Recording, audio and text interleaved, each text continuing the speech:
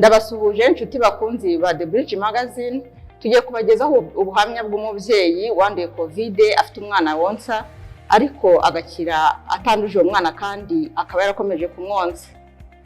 Ni mu kiganiro twateyemo inkunga n'urwego rw'igihugu rw'imiyoborere RGB hamwe n'ishami ry'umuryango w'abibumbye ryita ku iterambere UNDP. Umugwaneza Letitia ni umukontabure mu muryango w'abanyamakuru baharanira amahoro Fax Press, akaba ari we tugiye kuganira. Ikaze madamu Umugwaneza Letitia. Murakoze. Mwatubwira uburyo mwamenye ko mwanduye Covid-19? Yego, ubundi tujya kwandura umugabo wanjye niwe wabanje kumva ibimenyetso, kuko n'ubundi twajyaga twumva ibimenyetso by'abantu barwaye mu itangazamakuru uko biba bimeze. Yiyumvisheho ibimenyetso rero ajya kwisuzumisha, gusa amaze kwisuzumisha ntabwo icyo gihe bayibonye, basanze byagaragaye ko atanduye. Ariko nyuma hashize iminsi 2 nanjye ntangira kumva bya bimenyetso, biba ngombwa ko nanjye njya kwisuzumisha, basanga naranduye. Nawe rero yaje gusubirayo nyuma baramupima, nawe asanga yaranduye. Yego, murakoze cyane. Umaze kumenya ko wanduye Covid-19 cyane ko wonsaga, wabyakiriye uti? Maze kumenya ko nanduye, abaganga bangiriye inama, nababwiye ko nonsa, ndababaza nti se umwana nonsa we ngomba kumupimisha? Barambwira ngo ntabwo ari ngombwa, ahubwo nkomeza kumukurikirana, ndamutse hari impinduka mubonyeho nazibabwira. Yego, wakomeje konsa icyo gihe wari urwaye niko tubwiye, wabigenza gute kugira ngo umwana atandura? Tukimara kumenya ko twanduye mu rugo, njyewe n'umugabo wanjye twagiye mu cyumba, twabanje gupimisha abandi bose bo mu rugo, dusanga ni bazima. Tubonye ari bazima dufata ingamba zo kubarinda. Twagumye mu cyumba ntidusohoke. Umwana kugira ngo murinde nakoreshaga uburyo bwose nkamarana nawe igihe kinini. Umuntu wamumfashaga yamunzaniraga agiye konka, tukabanza twese tukitegura, tukambara agapfukamunwa neza, tugakaraba intoki, tugakoresha n'imiti hand sanitizers.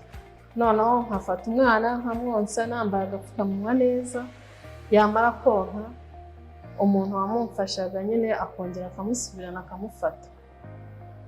Twakomeje rero kuguma mu cyumba, ibyo kurya barabituzaniraga, dukomeza kubarinda kuko n'ubuyobozi bari baraduhaye isaha.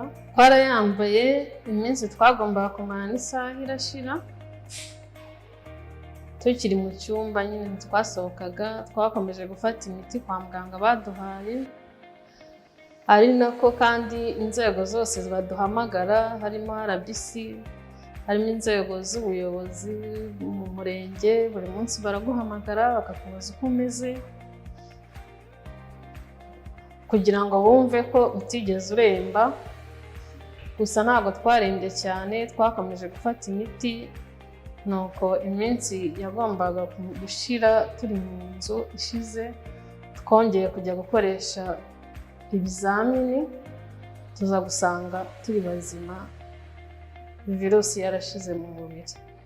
Yego, murakoze cyane. Wanduye Covid utarafata urukingo, cyane ko Minisiteri y'Ubuzima yari itaravuga ko umubyeyi wonsa n'utwite yemerewe gufata urukingo. Imaze kubitangaza wabyakiriye ute, wakoze iki? Bamaze kuvuga yuko ababyeyi bonsa nabona naho bemerewe gufata urukingo, ntabwo uhita ubyakira neza, utangira gushidikanya, ukavuga ariko si ubundi si imbogamizi zari zihari kugira ngo ntubifate, noneho ubu ngubu zagiye. Ntabwo mbega ubu byakiriye neza mu mutima, ariko kubera yuko nari naramaze kurwara iyo ndwara, numvaga n'ubundi nayo nyitinya, numvise nta yandi mahitamo, nagiye kwikingiza. Ngenda mfite ubwoba mvuga ngo hari se buriya nikingiza nshobora no kuza kubura amashereka. Gusa nta muntu wari warigeze ambwira ko bituma umuntu amashereka agenda, ariko nyine n'ibyo umuntu aba yibwira mu mutima, gusa naragiye urukingo ndarufata, amashereka nta kibazo nagize, nakomeje konsa umwana wanjye, nta kibazo nigeze ngira ku rukingo. Nyine n'ibyo umuntu aba yibwira ariko by'amakuru atariyo bamva wowe witekerereza. Yego, urakoze cyane. N'ubu hari ababyeyi bagifite ingingimira zo kuba bakwikingiza, yaba bonsa cyangwa batonsa, ni iyihe nama wabagira? Inama nabagira ni ukwitabira nabo kwikingiza, kuko nanjye narabikoze kandi nta ngaruka nabonye. Nakomeje konsa umwana wanjye uko bisanzwe, kandi noneho iyo wikingije uba wongereye ubudahangarwa bw'umubiri wawe. Rero nabashishikaza nabo gufata urukingo. Yego. Hari ubutumwa bwihariye waha ababyeyi?